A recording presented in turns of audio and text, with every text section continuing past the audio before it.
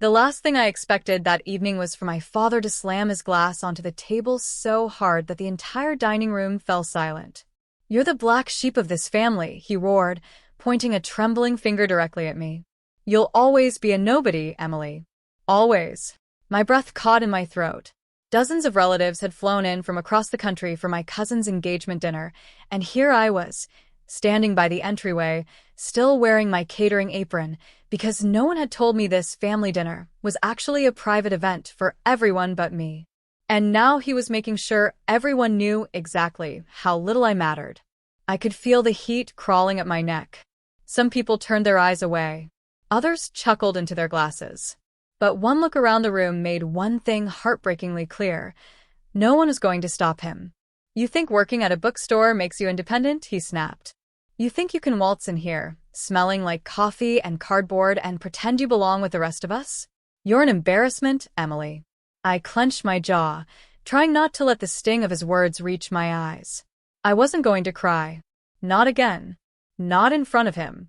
I took one step back toward the door, toward the cold, toward the exit, because that was the only place I ever seemed to belong.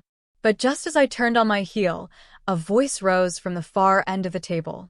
It was slow, steady, and chillingly calm. "If that's true," my Uncle Richard said, rising from his seat with a rustle of fabric and silverware, "then explain this." I froze. Everyone did.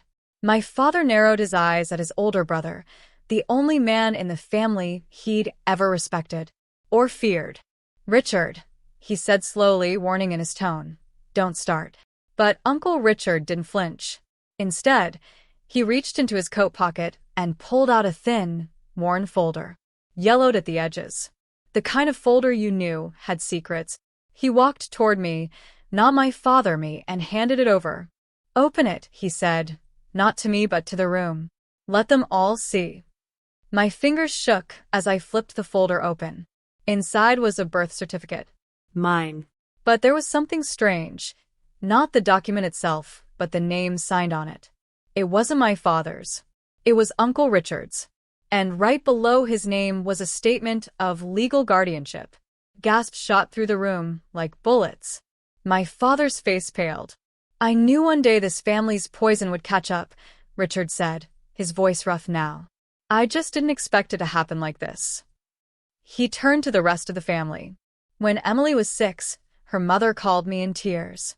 Your beloved Charles," he said, pointing to my father, "had thrown her out again. Only this time, he left Emily in the house alone for 2 nights. She was locked in, hungry, crying." People shifted uncomfortably in their chairs. "I filed for temporary guardianship the next day," he continued. "Your mother didn't fight it. She knew she couldn't protect Emily with him around. And for 2 years, I took care of her. Quietly. Because that's what family should do." My knees nearly gave out. I remembered those nights vaguely. Hunger, shadows, the sound of my mother sobbing from behind closed doors. But no one had ever told me this. And now? Now, the entire family was staring at my father like they didn't recognize him anymore. "Why didn't you ever tell me?" I whispered. Uncle Richard looked at me gently. "Because I was waiting for you to be strong enough to confront him. And tonight, you walked in here with your head high, even after they tried to humiliate you. That's strength." The room was dead silent. Then he turned to the rest. "I suggest you all think very carefully about who you defend," he said coldly. "Because not every family scandal can stay buried." My father sat down, visibly shaking. I stood there, in front of everyone, apron and all, no longer the black sheep, but something more powerful, the truth. The silence didn't just linger, it pressed. It weighed heavy like the humidity before a summer storm, thick and choking. My father, once towering and sharp-tongued, suddenly looked small, sunken, and, for the first time in my life, afraid. I clutched the folder to my chest, my apron still stained with coffee from my double shift, and I could barely hear the clink of cutlery anymore. No one dared pick up their forks. It was my cousin Julie, the bride-to-be, who broke the silence. "Wait," she said, eyes wide, her gaze flicking between me and the man she always called Uncle King Charles. So, everything he said about Emily being a burden? About her leeching off the family? Was a lie, Uncle Richard said simply. Julie looked down at her plate. The lobster bisque in front of her was no longer interesting. But my father wasn't ready to go down quietly. He stood abruptly, slamming both palms against the long table. She's twisting this. Both of them are, he snapped, his voice hoarse, desperate. I paid for that roof over her head for 18 years. I gave her food, clothes, school. You gave her the minimum and used it like a noose, Uncle Richard said calmly, but there was steel behind his words now. You reminded her every day she was a disappointment, even though you knew the truth. You just didn't want the family to see her grow. You were afraid she'd outshine you. Outshine me? He scoffed, turning to the room with a crooked laugh. She works in a bookstore, Richard. I didn't say anything. I didn't need to, because just then, Aunt Lorraine, the family's eternal skeptic who hadn't spoken a kind word to me in years, tilted her head and asked, Isn't that the same bookstore that made the regional news last month? My heart skipped. What news? Julie asked. Lorraine looked directly at me now. The article said a small indie store beat out a chain for the City Literacy Award. Said the assistant manager started a free children's reading club and doubled their customer base in 6 months. The air changed again. I didn't know that was you, she said slowly. My voice finally returned. Soft but steady. I didn't think it mattered. It does now, she said. My father looked like he'd just swallowed glass. Because they weren't looking at me the same anymore. They weren't laughing anymore. And worst of all, for him, they weren't ignoring me anymore. But I didn't let the growing attention sweep me away. I turned toward my mother, seated at the far end, her eyes hidden behind her wine glass. She hadn't said a word. Did you know? I asked her quietly. She flinched. The whole room waited. Yes, she whispered finally. I knew. I was ashamed, Emily. I let him tell me it was better to stay quiet. That Richard was overreacting. That if I said anything, it would make you look weak. You thought silence would protect me? I asked, voice trembling. No, she said, and for once, there was no defensive bite in her tone. Only something raw. I thought it would protect me. The words landed like lead. But strangely, I didn't feel the urge to scream. I didn't feel rage rising like it used to. I just felt tired. Because all my life, I'd begged for answers. For validation.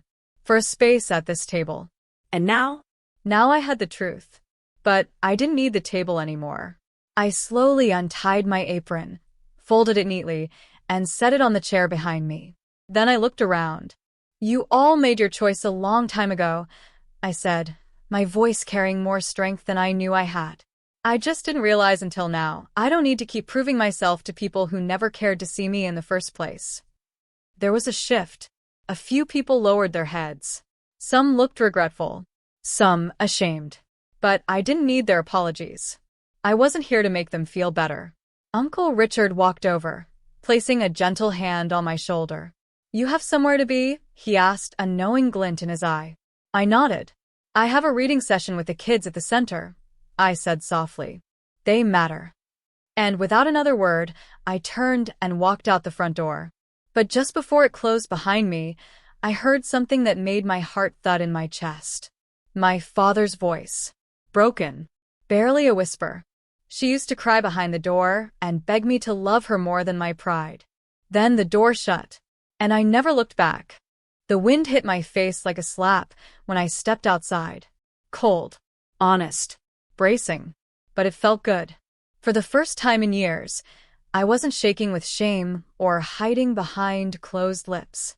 I had walked out on my own terms, not as the broken daughter, not as the background relative at every gathering, but as someone who finally knew her worth didn't come from approval, it came from surviving and standing. I reached my car, hands still trembling from everything that had just unfolded. I sat there for a moment, engine off, staring at my own reflection in the rearview mirror. Hair pinned back in a rush, mascara smudged, an old hoodie thrown over my uniform. Not the picture of a woman who just shattered a legacy of silence, but real, Honest. And still standing. By the time I arrived at the reading center, the kids were already gathered. 10 little faces lit up when they saw me walk through the door. Miss Emily, a tiny voice squealed. Liam. 5 years old. Skittish when he first arrived 6 months ago. Now? He ran to me with a crayon-stained drawing and no hesitation. I crouched, smiling, trying to swallow the lump in my throat as he wrapped his arms around me. Were you late 'cause you were fighting dragons? He asked seriously, looking up at me with wide eyes. I chuckled. Kind of, I said. Big, loud ones. Did you win? I think I did. That night, as I read stories aloud and helped them write their own, something started shifting inside me. The ache from earlier wasn't gone, but it didn't sting the same way. Because in this small space, filled with hand-drawn posters and secondhand beanbags, I mattered. These kids didn't care about bloodlines or inheritances. They cared that I showed up, that I listened, that I made them feel safe. After we packed up and the last parent picked up their child, I walked into the back room, where Darren, the center's director, was washing paint jars. He glanced at me. Heard from your uncle. Said the engagement dinner got interesting. I raised a brow. You two talk now. Emily, the man drops off anonymous checks in envelopes labeled for the future Dragon Slayers. He's been helping us behind the scenes since we opened. He said you inspired it. My throat tightened. I didn't know. Darren smiled. He didn't want you to. Said he was just doing what someone should have done a long time ago. I leaned against the wall, the truth settling over me in layers. Uncle Richard hadn't just protected me. He believed in me, even when I didn't believe in myself. Also, Darren added, drying his hands, the city rep is coming by next week. My head snapped up. Why? They're considering naming the literacy program after you. The Emily Rowe Initiative. I blinked. That's why. Because you didn't just build a program. You gave them something no one else did, hope. You stayed. You listened. You taught them how to use their voices. A beat passed. Then he grinned. Plus, the article you wrote last month? The one about childhood silence and family neglect? It's going viral. I stared at him. He pulled out his phone and handed it to me. The headline read, How I Grew Up Invisible and Found My Voice at a Children's Book Club. My byline. My words. My truth. 22,000 shares. And counting. That night, I didn't cry. I didn't call anyone to tell them. I just sat with myself in the dark, the city humming around me, and let the quiet remind me I was no longer invisible. But while I was slowly stepping into the light, back at the family estate, darkness was unraveling. The morning after the dinner, my cousin Julie stormed into my uncle's house, her phone gripped like a weapon. Did you know what Dad did to Emily? She demanded. He looked up from his coffee. I did. And you let him lie to everyone? Why? I was waiting for the right moment. She deserved that moment to be hers, not mine. Julie sank into the chair, shaking her head. I used to laugh at her, she said quietly. We all did. Like it was normal. Like she was built for it. Uncle Richard didn't reply. He just listened. Julie glanced up. She didn't even yell. She just walked out. Like she didn't need us. She didn't, he said gently. That's what made her powerful. The old ways were crumbling. The pedestal our father sat on had cracks too deep to repair. And the rest of the family? They were finally seeing what power without love looked like. And how hollow it truly was. 3 days later, I received a letter. A real one. Not an email. Not a text.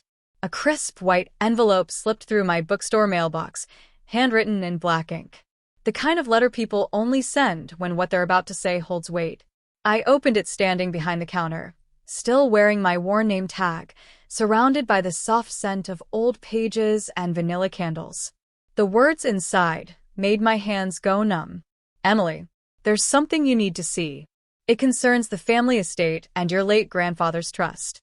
Please come to the office at 10 a.m. Friday. I'll explain everything then.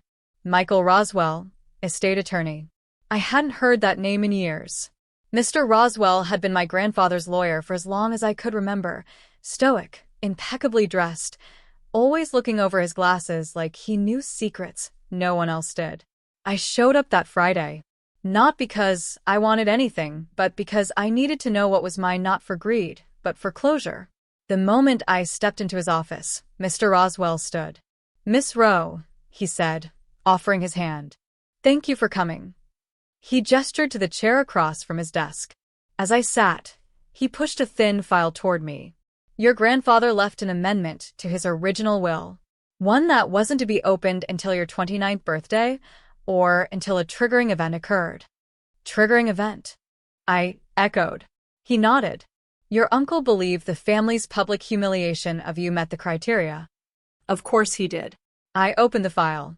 Inside was a typed letter.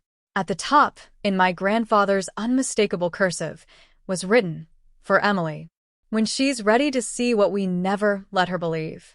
I read each line like it was oxygen. He talked about how he watched me grow from afar, how he saw my father's indifference, how he regretted not stepping in. But then came the part that changed everything. "I built this legacy for my children, yes, but for my grandchildren too, especially the ones who are overlooked. If you're reading this, it means the truth has found you. Now it's time for you to find what I left for you." At the bottom of the file was a title deed. The bookstore. The same one I worked at. The same one I fought to save from closing 2 years ago. The same one I built the reading program in. He had bought it 2 years ago. He'd watched me, supported me, believed in me, even when I thought he'd forgotten my name. Mr. Roswell slid over a small brass key. "This is yours now," he said quietly. "Not just the property, the business, the rights, and the legacy." I sat there frozen. I don't understand. Why didn't he ever say anything? Because he didn't want your growth to feel tied to approval. He wanted it to come from you. Tears spilled down before I could stop them. All my life, I had fought for someone in this family to see me, to say, "You matter."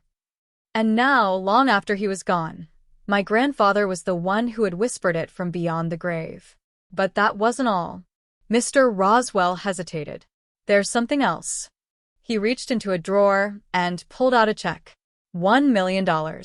Donated directly to the Emily Rowe Children's Literacy Fund. "I don't want it," I said instantly, my voice cracking. "I never wanted anything from them." "This isn't from them," he said. "This was from your grandfather. He left it in his estate. He believed in what you were building, not as an apology, as an investment." I took a shaky breath. And then I smiled. Because this wasn't a handout. It was a seed. And I knew exactly what to do with it. That same week, I expanded the reading program. We opened satellite pop-up libraries in 3 low-income neighborhoods. We partnered with local schools. I hired 2 of my former high school classmates, both single moms, to help run the outreach sessions.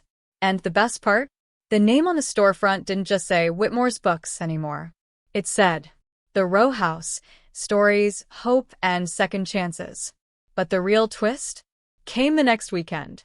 At the city's annual Business Impact Gala, I was asked to speak. I nearly declined. Until I saw the guest list. My father would be there, and so would half the family. I stepped onto that stage under soft gold lights, a fitted black dress hugging my frame, my curls down, my voice steady. I didn't look like the family's failure anymore. I looked like a woman who had survived. I looked directly at the audience and began. I used to believe that silence kept the peace, that being quiet, being small, was the price I had to pay to keep love. But silence isn't peace. It's a prison, and I know that now. There were murmurs. People leaned forward. I continued. When I was told I was nothing, I believed it. When I was ignored, I blamed myself. But every person who's ever been overlooked, hear me now, you are not the absence of what they failed to see in you. I paused, then looked toward the front table. My father sat stiff, eyes dark, face unreadable. I smiled softly. Some people build their worth by stepping on others. And some quietly build their own house and light it up from the inside. I chose the latter. Applause rose slowly, then louder. And still, I didn't gloat. I didn't smirk. I just let it wash over me. Not for revenge. For peace. For once, I didn't need to win over anyone, because I had already won myself back. The days after the gala felt strangely still, like standing in the aftermath of a storm that didn't destroy you, but reshaped the coastline of your life. Everywhere I went, someone stopped me. At the bakery, at the park, at the library where I used to shelve books in silence. That speech, they said. It was brave. But I didn't feel brave. I felt honest. It wasn't until a week later, while stacking a shipment of children's books near the window, that I saw the car. A sleek black sedan. Windows tinted. The kind of car my father used when he was in important man mode. It pulled up to the curb, and just sat there. My heart thudded. I didn't move. Didn't breathe. Then the back door opened, and my father stepped out. He wasn't wearing a suit. Just a soft gray sweater, dark slacks. No tie. No arrogance. He looked tired. He stood on the sidewalk for a moment, uncertain. He glanced up at the new sign, the row house. His jaw tensed, then relaxed. Finally, he stepped inside. The bell above the door chimed. I didn't move from behind the counter. He walked in like a stranger in a sacred place. Carefully. Quietly. For a long time, neither of us said a word. Finally, he broke the silence. I drove by this place 4 times before I came in, he muttered. Didn't know if I had the right. I said nothing. He cleared his throat. The speech you gave at the gala. You made people cry. You included? I asked, not unkindly. He exhaled a short laugh. Almost. Then he looked down. You were right, Emily. About everything. I waited. I let my pride ruin us. I was so desperate to mold you into something that looked like success.